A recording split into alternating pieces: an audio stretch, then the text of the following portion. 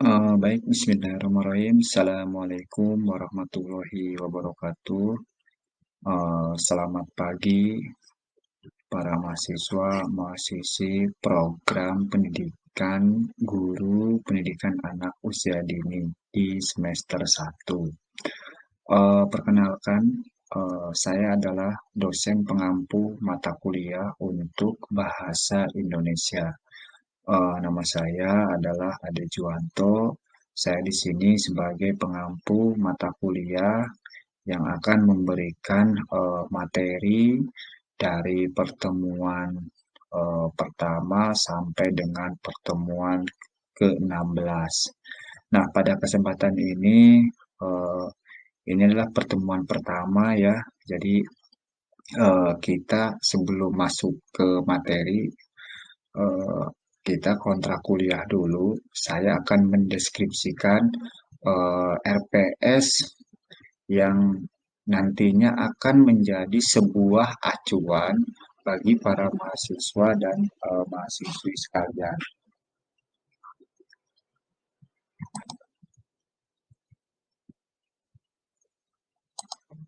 Nah, di rencana pembelajaran semester ya.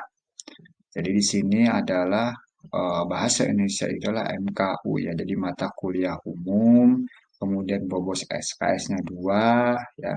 Nah, deskripsi mata kuliahnya adalah merupakan mata kuliah yang bertujuan untuk membekali mahasiswa kemampuan memahami dan menggunakan bahasa Indonesia dalam komunikasi.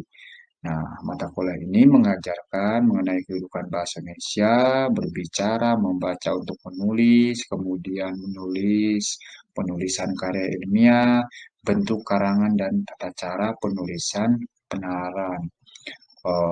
Karangan, membuat struktur paragraf, diksi, dan struktur gaya kalimat serta ejaan. Kemudian sini capaian pembelajaran mata kuliahnya adalah pertama adalah bertakwa kepada Tuhan Yang Maha Esa dan menunjukkan sikap religius. Menjunjung tinggi nilai kemanusiaan dalam menjalankan tugas berdasarkan agama, moral, dan etika. Kemudian berkontribusi dalam peningkatan mutu kehidupan bermasyarakat, berbangsa, dan bernegara, dan kemajuan perubahan berdasarkan Pancasila. Kemudian menghargai keanekaragaman budaya, pandangan agama, dan kepercayaan serta pendapat atau temuan orisinil lain. Kemudian kerjasama dan memiliki kepekaan sosial serta kepedulian terhadap masyarakat dan lingkungan dan menginternalisasi nilai norma dan etika akademik. Nah, di sini ada deskripsi rencana pembelajaran ya. Pertemuan satu adalah indikatornya mahasiswa menyepakati kontrak perkuliahan RPE, perkuliahan kemudian dan RPS. Nah, hari ini kita sepakati bahwa hari ini sebelum ke materi, karena ada materi pertama ya, nanti yang saya sampaikan, sehingga kita harus tahu dulu RPS-nya apa ya. Kemudian materi yang pertama adalah kedudukan bahasa Indonesia. Nah, ini waktunya 100% ya. Maaf, 100 ya. Kemudian di sini ada rujukannya, nanti ada buku wajib ya, yaitu bahasa Indonesia untuk perguruan tinggi. Kemudian bisa di jurnal ya. Nah, pertemuan keduanya adalah mahasiswa mampu memahami konsep berbicara.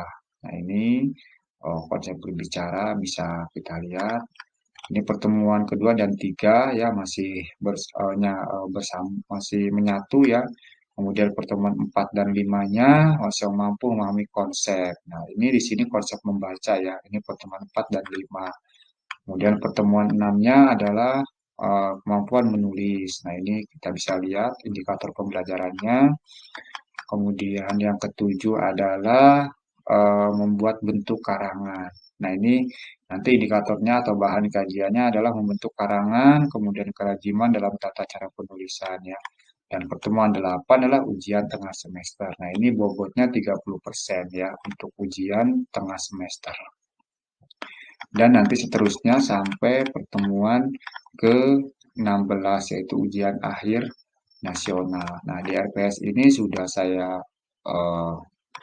cantumkan ya Sudah saya cantumkan beberapa rujukan yang wajib mahasiswa mahasiswi baca ya.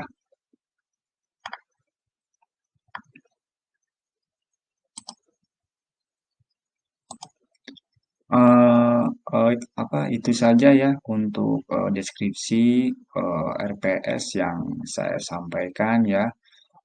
Cukup jelas ya. Nanti bisa dianalisa dan bisa dipahami untuk mengikuti MKDU Bahasa Indonesia di program studi PG PAUD ya, atau pendidikan guru, pendidikan anak usia dini. Baik, kita mulai saja ya di pertemuan pertama ini. Harus semangat ya, karena ini adalah kamu ada semester awal. Harus semangat untuk menuntut ilmu. eh, Biasakan sekarang sudah menjadi mahasiswa ya. Jadi eh, mahasiswa itu adalah tertinggi gitu ya dalam apa dalam mencari ilmu ya. Jadi ini adalah titik-titik pertama sebenarnya ya di strata satu ini. Baik, kita bahas ya untuk pertemuan pertama sesuai dengan silabus yaitu pendudukan bahasa Indonesia ya. Boleh nanti kita sama-sama lihat ya. Nah, indikator capaiannya dalam pembelajaran mata kuliah MKDU Bahasa Indonesia yang pertama adalah sejarah bahasa Indonesia. Nanti kita bahas apa saja sejarah bahasa Indonesia yang menjadi identitas negara kita ya, bangsa Indonesia ini. Nanti kita bedah ya. Kemudian yang kedua, bagaimana kedudukan dan fungsi bahasa Indonesia. Jadi, kedudukan dan fungsi bahasa Indonesia itu seperti apa? Nanti kita bahas, kita bedah dalam pertemuan pertama ini, poin satu dan poin 2 ya. Nah, kita bahas di poin pertama dulu ya, sejarah bahasa Indonesia ya. Mungkin kita hidup juga bukan mungkin ya. Jadi pasti mempunyai sebuah sejarah ya. Begitupun dengan bahasa. Bahasa juga mempunyai sejarah ya, sejarah yang cukup panjang ya, sehingga harus kita analisa, pelajari apa sih bahasa Indonesia gitu ya. Sehingga menjadi sebuah identitas bangsa negara, sebuah apa lambang negara ya, selain burung Garuda dan bendera merah putih bangsa Indonesia ini ya. Sejarah bahasa Indonesia ini bisa dikatakan tadi sudah di awal-awal saya bilang sebagai identitas ya. Jadi suatu negara yang digunakan untuk berkomunikasi dengan negara lain. Setiap negara memiliki karakteristik dan bahasa asalnya masing-masing. Hal yang sama berlaku untuk bahasa Indonesia. Oke, nah dari pengertian ini atau definisi ini bisa kita katakan, jadi sebuah negara pasti akan memiliki sebuah bahasa yang digunakan untuk berkomunikasi untuk rakyatnya sendiri ya. Jadi bahasa itu sangat penting karena ini bersifat komunikasi ya antar warga, antar rakyat satu dengan yang lainnya ya. Kemudian sejarah bahasa Indonesia ini tidak lepas dari sejarah Melayu ya. Karena bahasa Indonesia itu eh, tidak akan lepas dari sejarah bahasa Melayu ya. Bahasa Indonesia yang paling awal digunakan adalah bahasa Melayu. Jadi bahasa Indonesia yang paling awal digunakan adalah bahasa Melayu ya, yang merupakan sumber bahasa Indonesia. Jadi bahasa Melayu itu teman-teman mahasiswa harus tahu ini adalah sumber bahasa Indonesia yang kami gunakan saat ini. Jadi yang kita gunakan saat ini adalah sumbernya adalah bahasa Melayu. Bahasa Indonesia dikembangkan dari bahasa Melayu. dan bahasa Melayu telah lama digunakan sebagai bahasa perantara, ya, perantara, tidak hanya di Nusantara tapi juga di seluruh Asia, ya, di seluruh Asia Tenggara. Jadi bahasa Melayu itu ya sudah digunakan, ya, eh, terkhusus di Asia Tenggara. Nah, sedangkan negara kita itu termasuk dalam Asia Tenggara. Pertanyaan yang mungkin muncul adalah kapan benar-benar mulai menggunakan bahasa Melayu sebagai alat komunikasi. Nah, jadi pertanyaannya itu kapan? Kapan bahasa Melayu ini digunakan sebagai alat komunikasi? Ya, ini pertanyaan yang mendasar sebagai konsep awal dari bahasa Indonesia. Nah, ini adalah bukti, ya, bukti-bukti bahwa bahasa Melayu itu digunakan di Nusantara, ya, karena dulunya kan kita bukan berupa negara, ya, tapi Nusantara, ya, yang dimana satu wilayah dengan wilayah itu mempunyai kerajaan, ya, kerajaan tersendiri. Nah, ini buktinya. Di sini ada berbagai batu bertulis prasasti. Ya, jadi tulisan yang ditulis dalam di sebuah media batu itu namanya prasasti, ya. Nah, ditemukan prasasti yang pertama itu kedudukannya di Bukit, ya, di Bukit di Palembang pada tahun 683. Jadi sudah ada bukti. Jadi prasasti yang dituliskan dalam batu itu berbahasa Melayu, ya. Kemudian yang kedua di 684 ini di Talangtuo.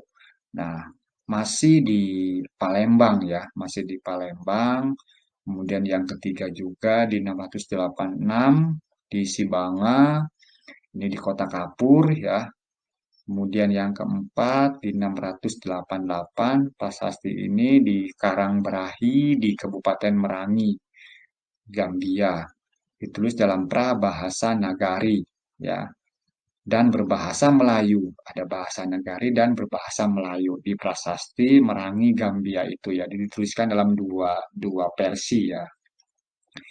Nah, hal ini bisa menunjukkan bahwa pada zaman Sriwijaya, karena di Palembang itu kerajaannya Kerajaan Sriwijaya, ya, bahasa Melayu telah digunakan sebagai alat komunikasi. Nah, ini menurut Harlem, ya. Jadi di Palembang itu yang berkuasa adalah Kerajaan Sriwijaya. Ini sudah digunakan, ya, bahasa Melayu. Dengan ada buktinya tadi di prasasti di Bukit, ya. Nah, ini Bukit di kawasan Palembang. Kemudian setelah itu bahasa Melayu juga ditemukan di Pulau Jawa, ya, tepatnya di Jawa Tengah. Di situ ada di Jawa, ya, di Jawa Tengah ada Gandasuri, ya. Ini di 832 Masehi. Dan di Bogor prasastinya itu 942. Nah, kalau kita lihat antara kawasan yang menggunakan bahasa Melayu di Palembang dengan di Pulau Jawa itu duluan di Jawa Tengah, ya, karena kita bisa lihat, oh maaf, bukan duluan di Jawa Tengah, menyusul, ya, jadi berurutan, jadi di Sriwijaya dulu, ya, di Palembang. Nah, ini adalah bukti, ya, bukti apa bahasa Melayu sudah digunakan, ya. Kemudian bagaimana status bahasa Indonesia, ya? Nah, status bahasa Indonesia sebagaimana tercantum dalam komitmen ketiga.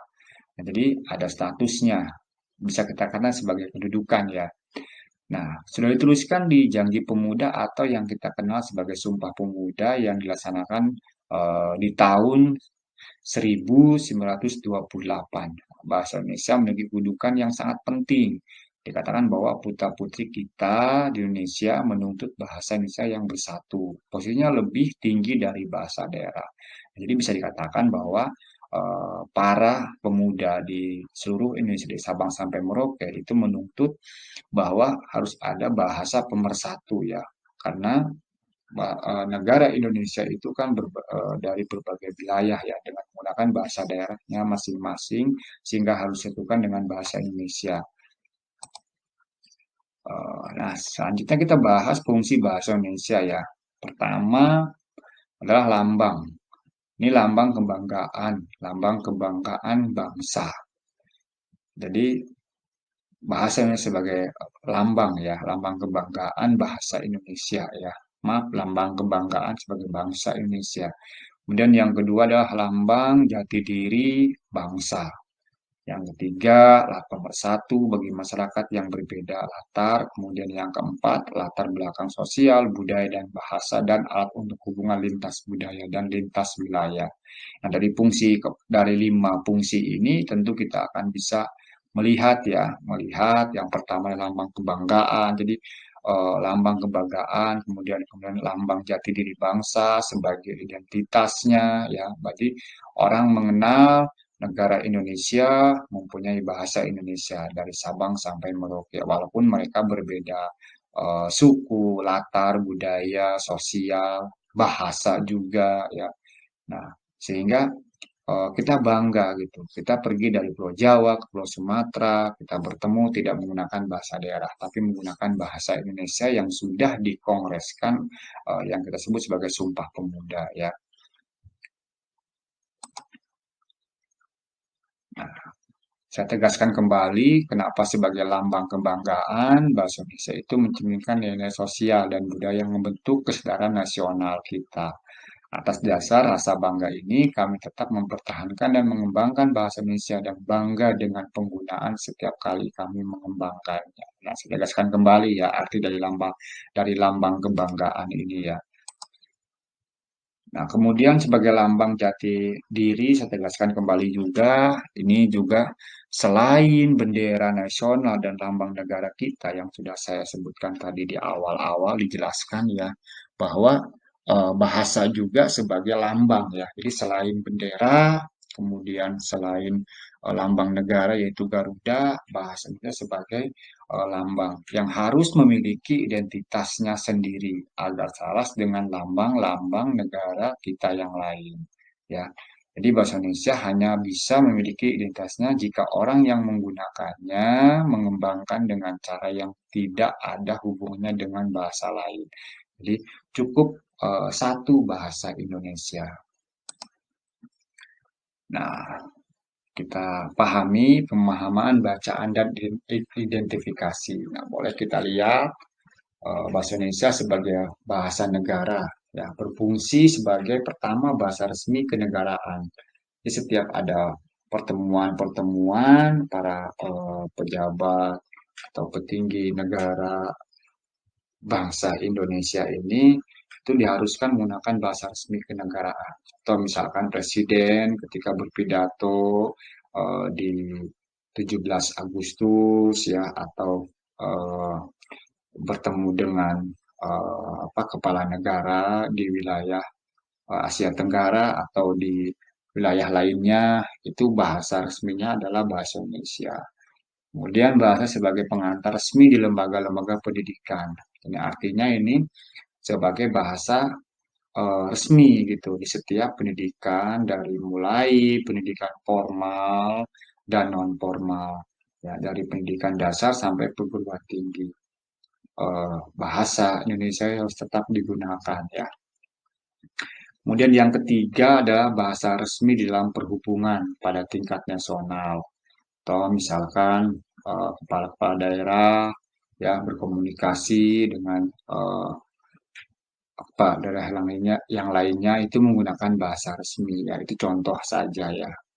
Kemudian yang keempat ini untuk kepentingan perencanaan dan pelaksanaan. Jadi program-program besar kepala negara itu harus dituangkan dalam bahasa Indonesia. Misalnya ketika proyek besar ya itu harus menggunakan bahasa Indonesia ya sehingga bisa dipahami gitu ya. Karena itu adalah cara kita mengembangkan bahasa sebagai identitas negara kita ya karena kita hidup di suatu wilayah yang harus menjunjung tinggi segala apapun yang ada di dalam suatu wilayah itu ya, termasuk bahasa itu.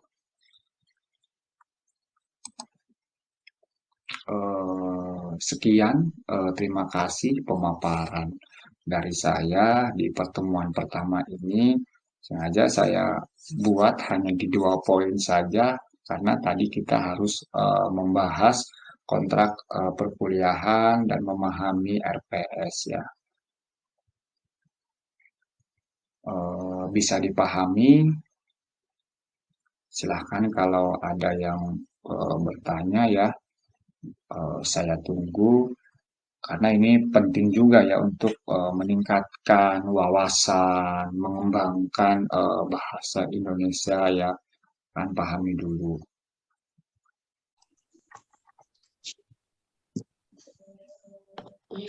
Baik, di pertemuan yang pertama ini silahkan kalau ada yang mau bertanya. Saya. Ya, Pak. Ya, coba Imas dulu. Pertanyaan saya, kapan benar-benar mulai menggunakan bahasa Melayu sebagai alat komunikasi? Oke, ntar ya saya catat dulu. Ya, Pak. Saya tampung dulu ya. Iya, Pak. Oke, selanjutnya. Oh, gini aja, saya langsung jawab aja ya, biar nanti tidak lupa ya. Iya, Pak. Baik, saya jawab pertanyaan Imas dulu ya. Kapan bahasa Melayu itu digunakan ya, Kapan ya Imas ya?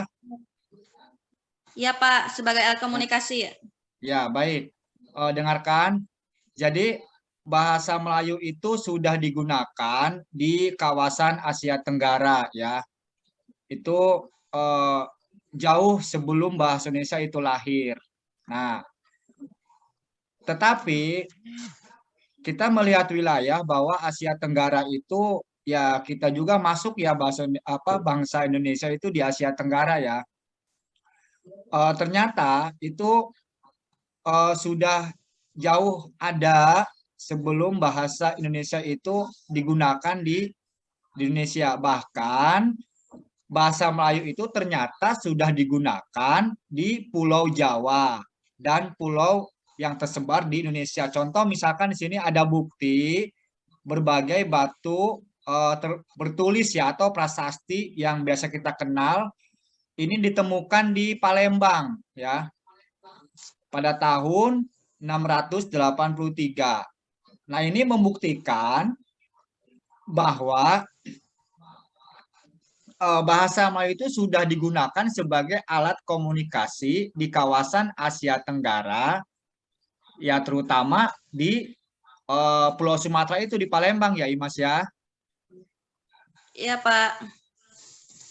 Nah, yang keduanya yaitu di Pulau Jawa ini ditemukan di Bogor juga ada di tahun 942. Ya. Nah, ini sebagai bukti juga bahwa bahasa Indonesia, bahasa Melayu sudah digunakan di Asia Tenggara khususnya di negara kita, di Indonesia ya.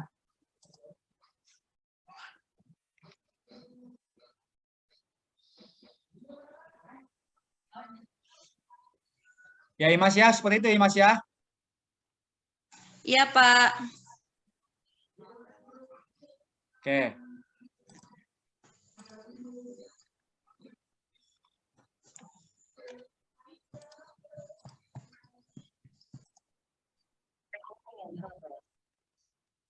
Silakan pertanyaan kedua.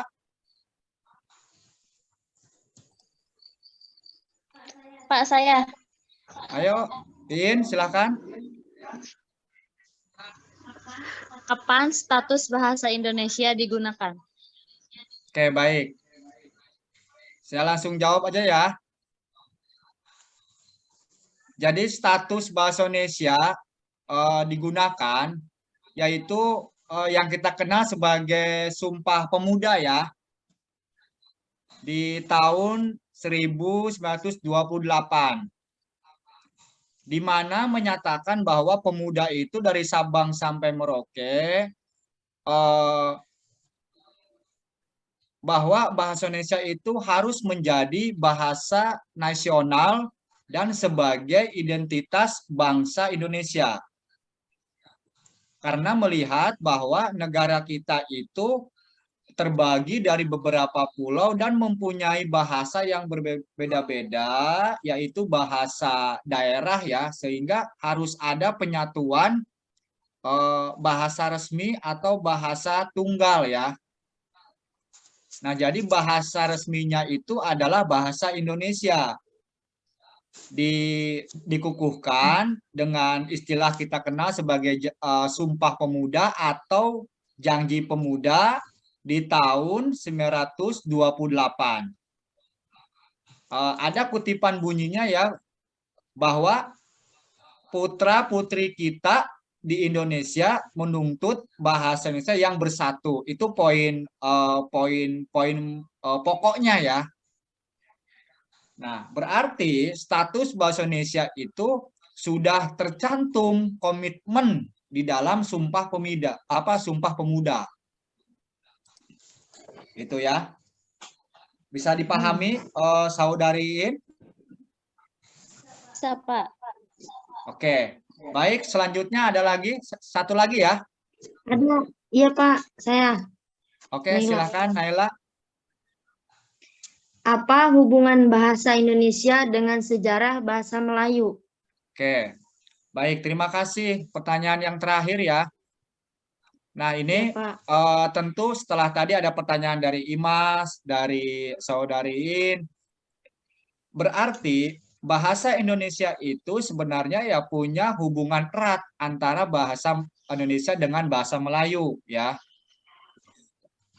Karena pada sejatinya bahwa bahasa Melayu itu hampir mirip dengan bahasa Indonesia. Sebaliknya, bahasa Indonesia hampir mirip dengan bahasa Melayu. Melayu.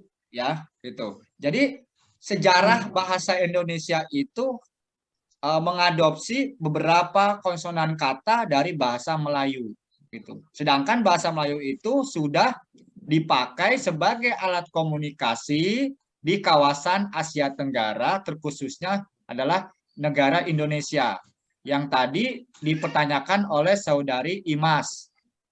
Ya, itu. Jadi begitu Naila ya. Baik, Pak. Ya. Oke. Cukup 3 penanya saja ya, karena waktu kita terbatas dalam pertemuan pertama ini. Nanti kita lanjut di pertemuan berikutnya, di pertemuan kedua ya, Ya, Pak. di semester Iya, Pak. 1 PG PAUD. Alhamdulillah pembelajaran untuk hari ini berjalan dengan lancar. Nah, jadi kesimpulannya bahwa bahasa Indonesia adalah bahasa yang digunakan oleh negara kita sebagai identitas, sebagai simbol negara, dan sebagai bahasa resmi. Ya. Nah, adapun selain itu, berarti kedudukan bahasa Indonesia itu adalah tertinggi. Karena kita itu terdiri dari beberapa pulau dan mempunyai bahasa daerah masing-masing. Nah, itu disatukan dalam Kongres Sumpah Pemuda yang menyatakan bahwa negara Indonesia itu harus mempunyai bahasa resmi, yaitu bahasa Indonesia. Baik, terima kasih atas partisipasinya untuk mengikuti perkuliahan yang pertama ini. Mudah-mudahan kita diberikan sehat selalu sehingga di 16 pertemuan kita bisa melaksanakan kegiatan pembelajaran terkhusus di MK saya, yaitu MK Bahasa Indonesia. Ya, kurang lebihnya mohon maaf. Saya tutup. Assalamualaikum warahmatullahi wabarakatuh. Sampai ketemu di pertemuan selanjutnya. Waalaikumsalam warahmatullahi wabarakatuh. Waalaikumsalam warahmatullahi wabarakatuh. Oke.